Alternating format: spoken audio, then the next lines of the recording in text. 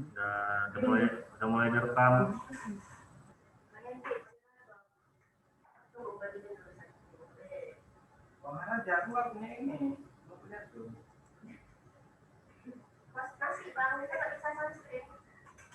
Udah. Set screen. Udah bisa?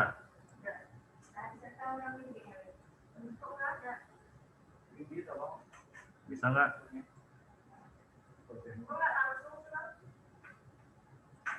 Gimana? Nggak coba biar diganti jadi host dulu ya. Nah, sekarang ke hostnya. Terima kasih banyak. Udah hostnya udah Wika, coba di share screen, bisa apa enggak? Itu pakai Instagram. Enggak bisa nyebutnya. Pakai ini ya. Bisa, Wika? Pakai ini ya, Oh, Dayat nyoba ngerekam dia, Dayat.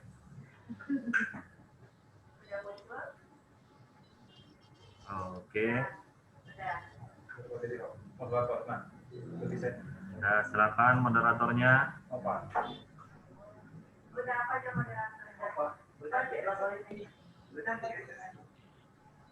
Itu kayaknya nggak colokan ke apa aja itu ya?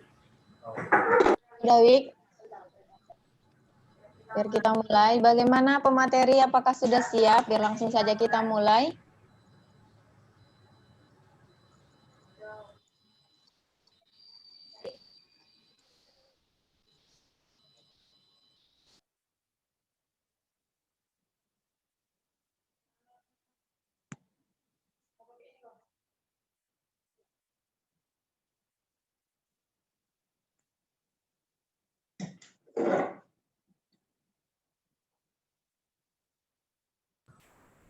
Baik, sebentar kepada moderator, saya ingin membagikan share screen-nya dulu.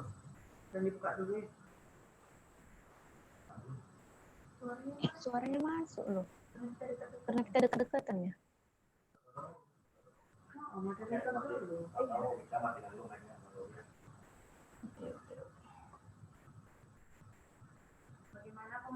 Bagaimana pemateri? Apakah sudah siap? Biar kita buka diskusi ini. Silahkan. Ya, Assalamualaikum warahmatullahi wabarakatuh. Alhamdulillahirrabbilalamin wassalatu wassalamu ala asrofil anbiya wal mursalin wa ala alihi wassohbihi ajma'in. Ya, alhamdulillah kita diberi kesempatan untuk berkumpul di acara rutin kita yaitu halakoh yang diadakan sebulan sekali. Nah, adapun halakoh kali ini yaitu yang akan dibawakan oleh pemateri Wika Maisari SAK. Wika Maisari ini adalah tim Planetarium OIF UMSU. Nah, kemudian tema yang akan diangkat pemateri yaitu mengenal bagian-bagian astrolab. Nah, sebelum kita mulai, marilah kita mengucapkan basmalah. Bismillahirrahmanirrahim. Ya, langsung saja untuk mempersingkat waktu. Untuk pemateri saya persilahkan menyampaikan presentasinya. Terima kasih. Baik, terima kasih saya ucapkan kepada moderator yang telah memberikan waktunya untuk saya men-share materi dalam halakoh kali ini. Baik, saya akan share materinya.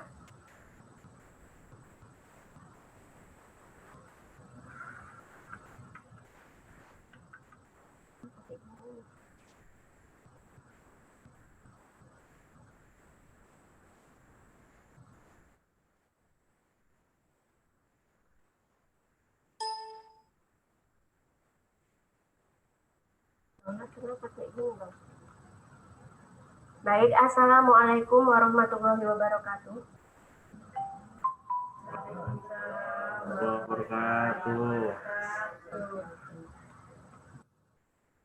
Baik, saya akan mendiskusikan atau mempresentasikan tentang mengenal bagian-bagian dari astrolab. Nah, yang pertama kita akan mengenal alatnya dulu. Jadi astrolab itu pengertiannya adalah instrumen astronomi klasik yang bisa digunakan untuk menentukan posisi benda langit. Secara bahasa, astrolab berasal dari bahasa Yunani, yaitu astro dan labon. Astro artinya bintang, sedangkan labon artinya mengintai atau mengukur. Literatur klasik Arab menyebut alat tersebut dengan astrolab, dengan makna alat untuk mengukur bintang atau miqyas al-nujum. Nah, penerjemahan yang disesuaikan ini dengan istilah dalam bahasa Yunani. Nah, mengenai dengan sejarah astrolab sendiri, sejarah awal astrolab dimulai sejak Helenistik Alexandria, kemudian menyebar ke utara, Bizantium, dan ke timur. Dunia Islam. Melalui dunia Islam, astrolab dikenal oleh orang-orang India. Pengetahuan tentang astrolab terus berkembang seiring berkembangnya ilmu dalam dunia Islam.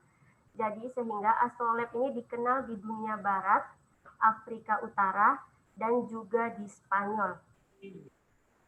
Sebagaimana dikutip dalam buku Khazanah Astronomi Islam Abad Pertengahan, dalam beberapa literatur Arab disebut bahwa astrolab diduga berasal dari zaman Nabi Idris yang memiliki anak bernama Leb. Leb yang memiliki pengetahuan dalam bidang astronomi mempunyai kebiasaan bermain-main dan melukis di atas pasir. Nah, suatu ketika Leb itu menggambar sebuah garis-garis lingkaran yang putus-putus di atas pasir, kemudian salah satu saudaranya bertanya, "Wan Satara Haja, siapa yang membuat garis-garis ini?" Saudaranya yang lain itu menjawab, "Satara Hulab, yang membuat garis-garis itu adalah Leb." Nah, berawal dari kisah inilah, maka alat tersebut disebut ustur Leb. Dahlan At-Tarmasi. Nah, ilmuwan muslim yang pertama kali mengembangkan astrolab di Timur Tengah adalah Abu Ishaq Muhammad bin Ibrahim Al-Fazari, wafat 180 Hijriyah atau 796 Masehi. Ada banyak ahli falak yang berasal dari Persia dalam hidup pada masa dinasti Abbasiyah era Khalifah Abu Ja'far Al-Mansur ini. Astrolab karya Al-Fazari merupakan astrolab lingkaran dengan 7 lingkaran logam yang tersusun dan bergerak serta berfungsi sebagai alat pengukur layaknya astrolab datar. Nah, Al-Fazari ini melengkapi alat yang dibuatnya itu dengan beberapa catatan tentang astrolab, yaitu Al-Amal bin Al-Usturlab Al-Musatah, Al-Amal bin Al-Usturlab wa Humazat Al-Falak, Tufa Al-Nazil, dan Mahzat Al-Afkar. Nah, fungsi dari astrolab ini sendiri yaitu instrumen ini digunakan untuk berbagai observasi dan perhitungan astronomi, topografi, geografi, dan oseanografi. Nah, kelebihan astrolab dalam fungsi-fungsinya adalah dapat digunakan secara langsung, cepat, dan detail guna mengetahui posisi benda-benda langit tanpa memerlukan perhitungan yang rumit. Nah, kemudian kita masuk ke bagian-bagian dari astrolab. Astrolab ini terdiri dari lempengan piringan 360 derajat dengan desain dan skala-skala yang tertentu. Nah, alat ini juga terdiri dari banyak komponen seperti mater, plates, thread, rule, elidate, tron, lime, pin, dan juga horse. Nah, yang pertama kita akan membahas tentang mater. Dalam bahasa Arab, materi ini disebut al-usturlab yang merupakan bagian terpenting dalam astrolab berupa dinding lempengan yang berlubang di titik pusatnya berguna untuk menghubungkan lempengan-lempengan astrolab. Nah, lempengan-lempengan ini diliputi lingkaran relief yang terbagi dalam 4 persegi atau bagian dengan skala derajat. Nah, di dalamnya terdapat ukiran berbentuk setengah lingkaran yang terbagi kepada 12 bagian. Kemudian yang kedua itu ada plates. Nah, dalam bahasa Arab disebut al-safihah atau lempengan logam bulat yang berlubang dan rekah di sekitarnya dan sedikit menonjol yang memproyeksikan garis lintang pengamat yang dapat menunjukkan zenit, meridian, dan busur ketinggian ufuk dan garis langit titik pengamat. Al-safihah ini merupakan alat atau bagian utama dari astrolab. Kemudian kita beralih ke selanjutnya, yaitu red. Nah, dalam bahasa Arab disebut al-ankabut, yaitu jaring berlubang yang sedikit menonjol yang memiliki ruang untuk bergerak yang berguna menentukan posisi bintang atau planet. Al-Ankabut ini terdiri dari 2 pusat lingkaran, yaitu pusat lingkaran Capricorn dan pusat lingkaran Cancer, di mana dalam 2 lingkaran ini terdiri 12 zodiak. Kemudian selanjutnya itu adalah rule, dalam bahasa Arab disebut dengan al-uqdah atau al-mistarah, yaitu sebuah tongkat berbentuk seperti penggaris untuk menggerakkan bagian depan astrolab yang berfungsi mengukur sudut dan ketinggian matahari di setiap hari serta planet di malam hari. Nah, rule ini terletak di atas red, memiliki 2 bentuk, yaitu bentuk tunggal dan bentuk ganda. Nah, selanjutnya adalah alidet. Nah, jadi alidet atau dalam bahasa Arab disebut al-adha ini yaitu sebuah tongkat ganda yang terletak di sisi belakang astrolab yang berfungsi untuk membidik bintang melakukan pengukuran sudut yang akurat. Nah, jadi ini adalah di sini udah tertera juga gambarnya, bentuk dari alidetnya yaitu tongkat ganda. Jadi ini untuk membidik bintang atau melakukan pengukuran sudut. Jadi ini nanti dia bisa untuk membidik-bidik bintangnya dari alat-alat yang ada lubang di sekitar sini. Nah, selanjutnya yaitu tron. Tron sendiri dalam bahasa Arab disebut al-kursi, yaitu bagian tetap berupa tonjolan yang melekat pada bagian atas meter. Di dalam tron ini terdapat lubang untuk menaruh tali yang berfungsi sebagai pegangan ketika astrolab digunakan pada saat pengamatan. Nah, jadi tronnya ini seperti ini bentuknya. Jadi ketika astrolabnya ini ingin digunakan, harus menggunakan tron agar astrolabnya gampang untuk dipegang, supaya membidik ke benda-benda langitnya juga gampang. Nah, selanjutnya ada lim. Nah, lim ini dalam bahasa Arab disebut al-hujrah, yaitu bagian yang melingkar di sepanjang sisi mater membungkus plate dan red. Nah, di dalamnya terdapat garis-garis, angka, dan huruf sebagai skala derajat dan juga jam. Nah, lim mempunyai skala waktu dengan total 24 jam sehari yang terbagi dalam satuan menit.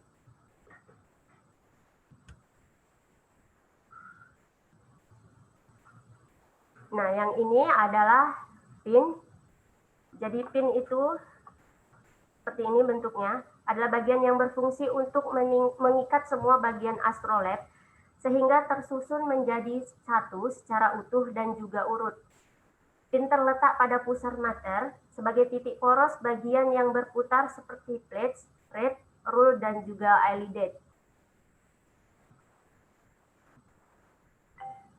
Nah, selanjutnya ini adalah horse. Nah, horse ini merupakan pengunci pin yang ada pada astrolab.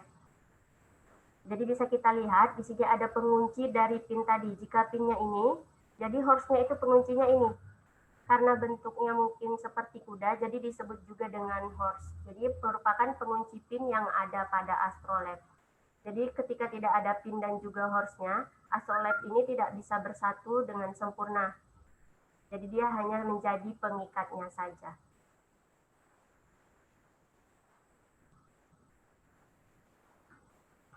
Nah, mungkin ini saja yang bisa saya sampaikan dari materi kali ini, yaitu tentang mengenal bagian-bagian dari astrolab. Jadi astrolab ini memiliki 9 bagian, yaitu seperti mater, plates, red, rule, alidet, tron, lim, pin, dan juga horse. Nah, mungkin ini saja yang bisa saya sampaikan. Saya mohon maaf jika ada kekurangan. Saya kembalikan kepada moderator.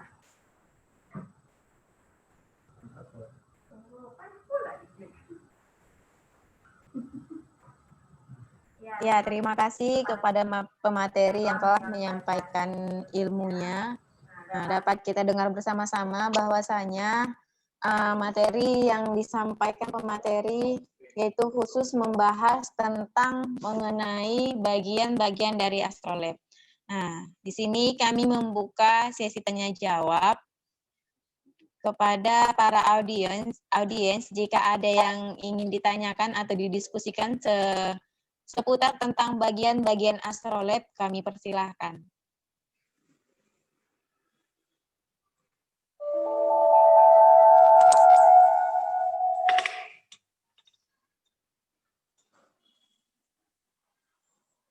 Ya, kepada audiens jika ada ingin bertanya bisa bertanya langsung dengan cara mengaktifkan video dan mikrofonnya.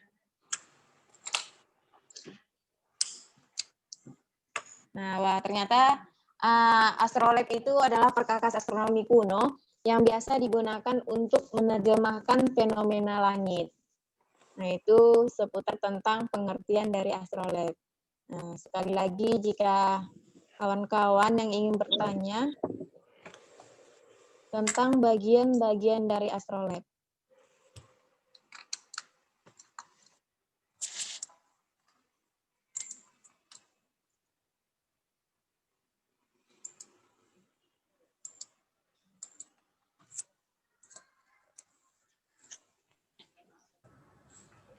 Ya, saya boleh nanya, Bu Moderator? Ya, boleh. Boleh, Bang. Langsung saja, Bang. Nama saya Haryadi Putraga. Nah, apakah astrolab ini berlaku untuk setiap tempat?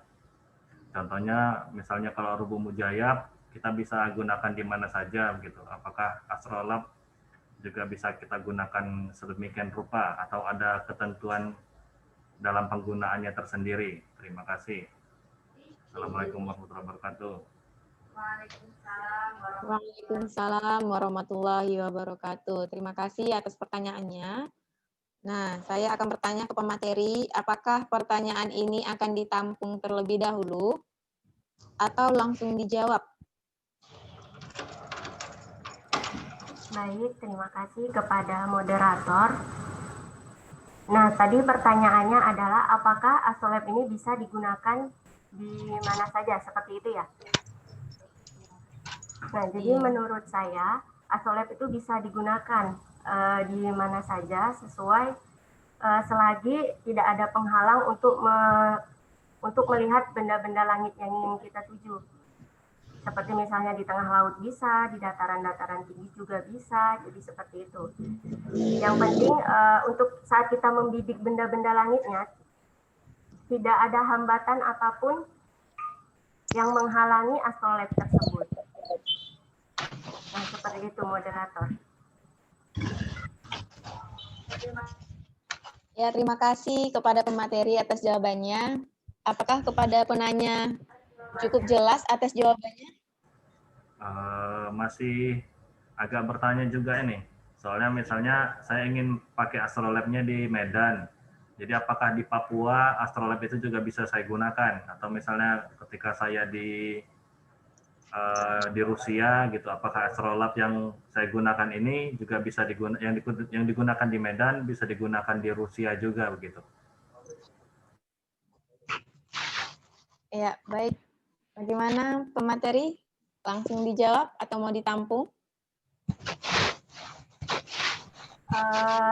Seperti ini, kalau digunakan itu astrolab, asalkan lintang di tempat tersebut, misalnya di Papua ada di astrolab tersebut, pasti astrolabnya bisa digunakan. Yang penting ada lintangnya di astrolab tersebut. Misalnya kita ingin menggunakan astrolabnya di kota Medan, kita buat dulu di astrolabnya itu lintang kota Medan. Jadi bisa digunakan di Medan. Ketika ingin menggunakannya di Papua, kita buat lintang dari Papua, jadi bisa digunakan di Papua. Seperti itu.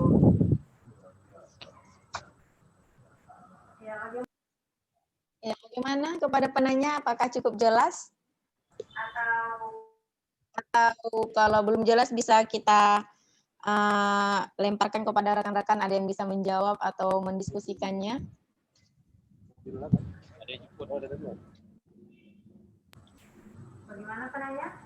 Bagaimana penanya? Kalau cukup jelas kita bisa beralih ke pertanyaan lintangnya berikutnya. itu di bagian mananya tuh ya? Lintangnya itu ada di bagian belakang.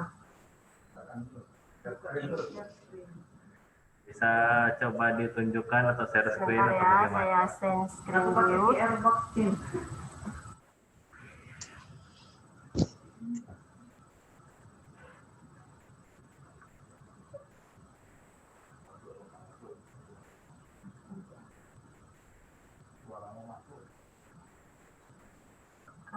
sebentar, kalau tidak saya ambilkan contoh alatnya sebentar ya.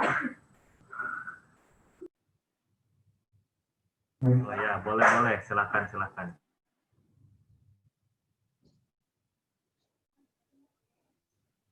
Ya, sembari kita menunggu pemateri mengambil astrolabnya, kita akan melihat para audiens nih. Wah, ada juga yang bergabung, ada Windy. Kemudian ada Nur Eka Putri Pidinia. Boleh kasih info Kak, ini dari mana Nur Eka Putri?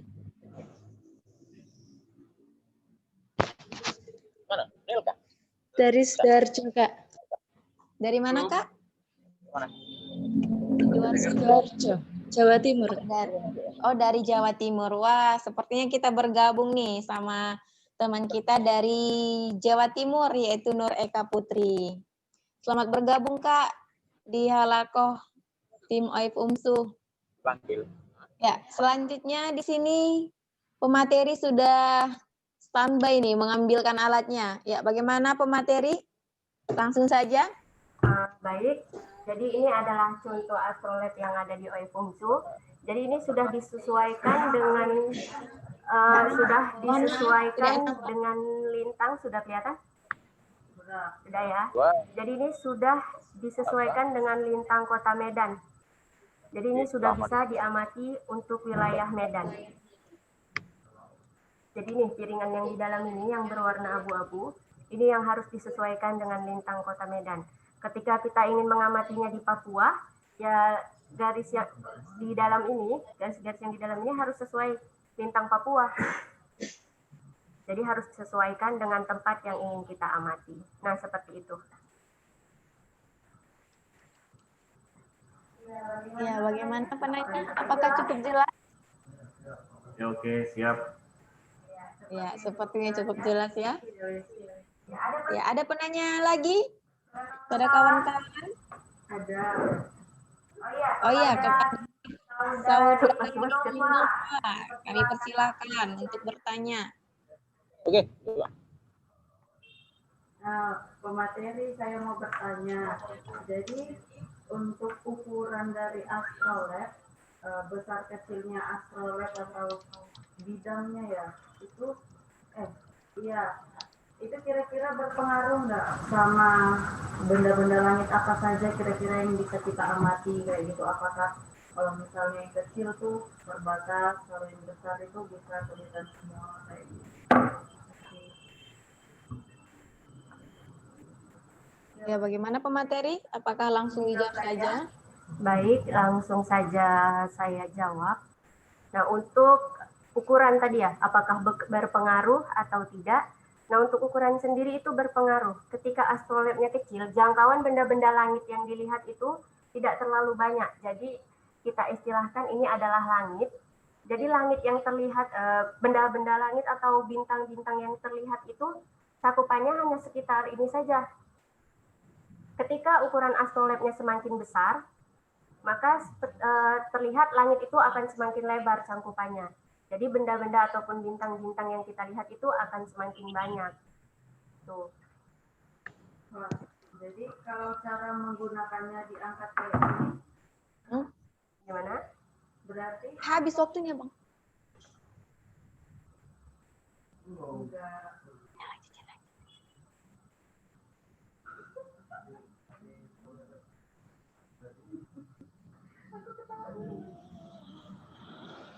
Bagaimana penanya? Apakah cukup jelas?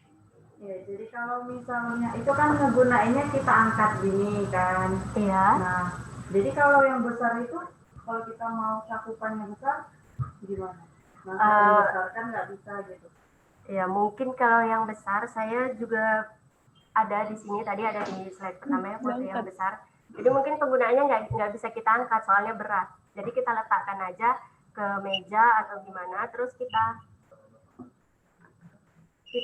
arahkan aja untuk membidiknya ini, nanti untuk membidik benda-benda langit.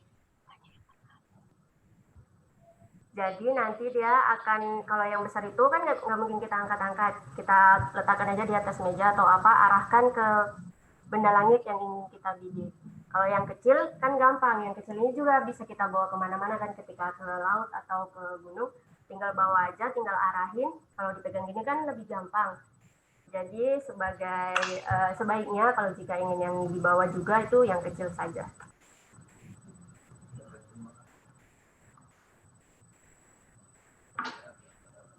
Bagaimana penanya? Apakah cukup jelas atau mau kita lemparkan ke forum?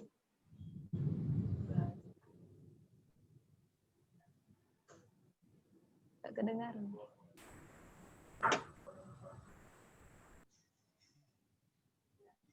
Bagaimana? Apakah cukup jelas kepada Saudara Nova? Cukup jelas, cukup jelas. Terima kasih pemateri dan moderator. Ya, terima kasih. Nah, selanjutnya jika ada pertanyaan atau yang ingin didiskusikan, boleh didiskusikan bersama dengan cara mengaktifkan video dan menghidupkan mikrofonnya. Wah, kita juga telah bergabung nih dengan Saudara Bapak Budi Nugroho. Selamat bergabung Pak di tim OIF UMSU.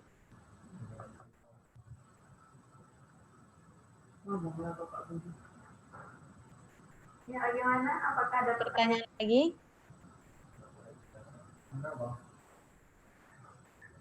Wah, jika tidak ada pertanyaan, saya ingin bertanya nih ke materi. Apakah boleh? Boleh, boleh. Ya, mengenai dengan astrolog ini, saya pernah melihat artikel bahwasanya, apakah benar saya bertanya bahwasanya ada astronom perempuan yang dianggap sangat revolusioner pada masanya, sehingga perempuan tersebut bernama Maryam Al-Izliyah, yaitu seorang astronom legendaris yang menemukan instrumen astronomi astrolab.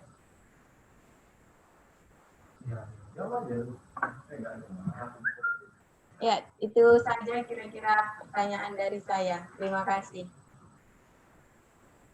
Baik, terima kasih kepada moderator yang sudah bertanya. Tadi pertanyaannya tentang apa tadi?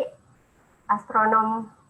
Apakah benar bahwasanya ada astronom perempuan bernama Maryam Al-Izliyah ini yang menemukan instrumen astronomi astrolab?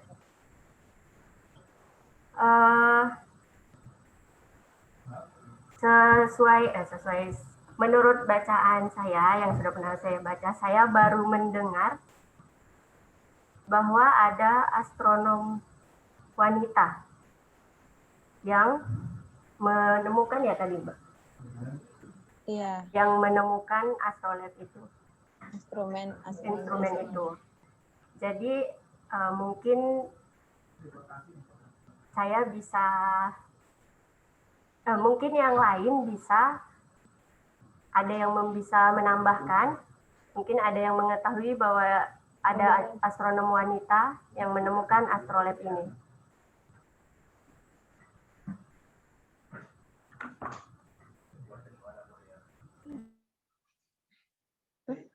Internet.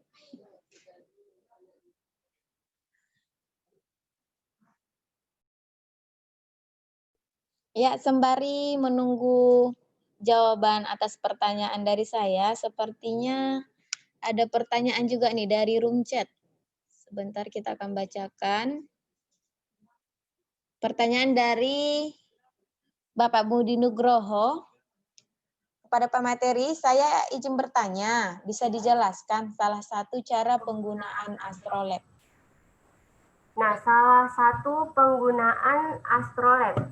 Oke, baik, saya jelaskan. Nah, jadi ini adalah astrolabnya. Jadi kita terlebih dahulu mengarahkan rule-nya ini ke tanggal, misalnya ke ini rule-nya. Ini cara menentukan waktu sholat zuhur ya menggunakan astrolab ini. Nah, jadi yang pertama itu kita arahkan rule-nya ini ke tanggal 20 Desember. Kelihatan? Moderator? Ya. Kurang kelihatan pemateri. Ya, jadi ini kita arahkan ke tanggal 20 Desember. Rule-nya diarahkan ke 20 Desember. Sebentar, saya arahkan terlebih dahulu. Januari, November.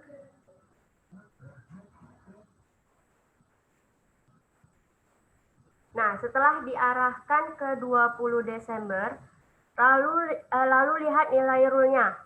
Equation of time yang disesuaikan dengan garis quotient of time pada bidang astrolabe bagian depannya.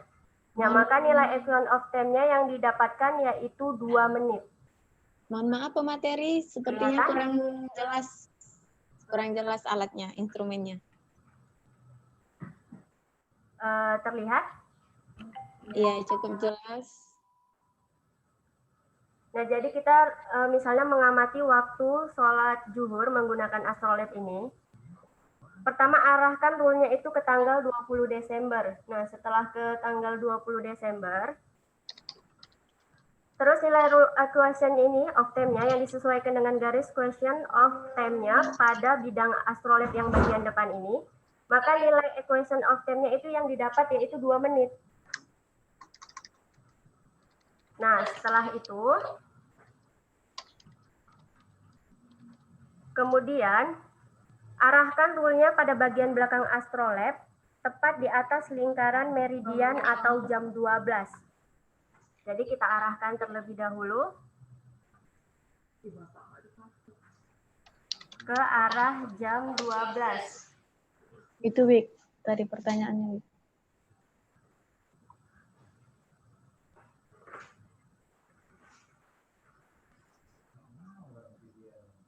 Nah, kemudian setelah mengenai jam 12,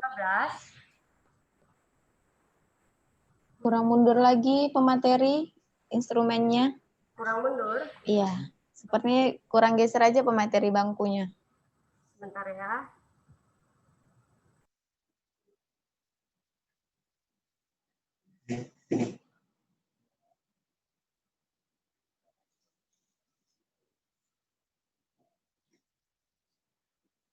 Nah, jadi apakah kelihatan? Iya, kelihatan.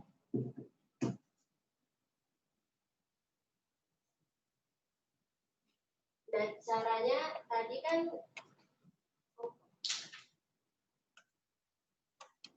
cara penggunaan astrolabe ini. Kalau cara yang mudahnya saja ya, kalau tadi kan waktu sholat, ini biar gampang karena waktu sholat itu Kedengaran nggak, Cem? kecil, jadi nggak terlalu nampak.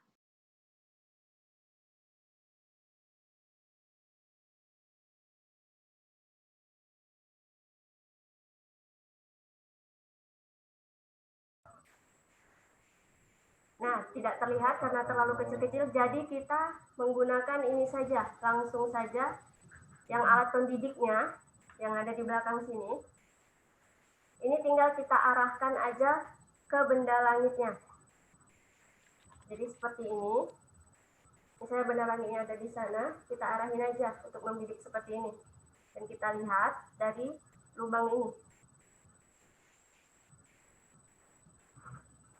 Jadi setelah kita bidik, nanti kita tahu ketinggian dari benda-benda langitnya. Jadi ini cara mudahnya. Baik, seperti itu, moderator.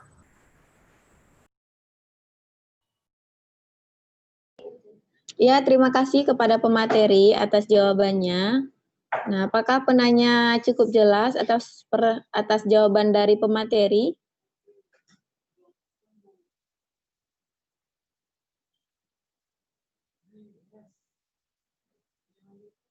Ya, sepertinya penanya cukup jelas dan sudah mengucapkan terima kasih atas penjelasannya. Ya, sepertinya pertanyaan dan jawaban cukup jelas. Nah, jadi di sini saya akan memberi kesempatan kepada pemateri untuk mengakhiri diskusi ini dengan menyampaikan kesimpulan hasil materi yang disampaikan.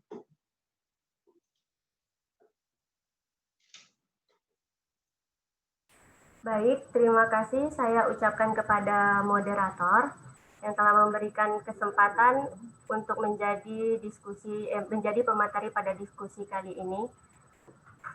Nah, jadi astrolabe itu adalah alat astronomi klasik yang terdiri dari lempengan piringan 360 derajat dengan desain dan skala-skala tertentu, serta bagian-bagian lainnya yang memiliki fungsi-fungsi yang berkaitan satu sama lain.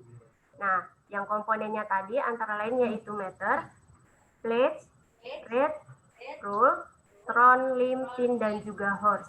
Jadi kesembilan komponen-komponen tadi harus ada di astrolabe karena sangat berkaitan antara yang satu dan juga yang lainnya. Nah, mungkin itu saja yang bisa saya sampaikan. Saya ucapkan terima kasih kepada moderator dan saya kembalikan kepada moderator. Ya, terima kasih kepada pemateri yang telah menyampaikan ilmunya kepada kita, yaitu tentang mengenai bagian-bagian dari astrolabe. Nah, seperti yang kita ketahui, astrolabe itu juga ilmu yang mengkaji tentang tata cara untuk mengetahui posisi bintang-bintang yang lebih mudah dan teliti, antara lain seperti mengetahui ketinggian, kemudian terbit tenggelam matahari, mengetahui jenis kiblat, mengetahui lintang tempat, dan sebagainya. Nah, sepertinya cukup jelas, dan kita akhiri halakoh pada kali ini dengan mengucapkan hamdalah. Alhamdulillahirabbil alamin. Ya, terima kasih kepada pemateri dan teman-teman yang telah bergabung di halakoh kali ini. Saya mengucapkan terima kasih. Jangan lupa tetap pantau terus sosmed OIP UMSU untuk mengetahui kapan kegiatan halakoh berikutnya. Untuk itu saya tutup. Wassalamualaikum warahmatullahi wabarakatuh. Waalaikumsalam warahmatullahi wabarakatuh.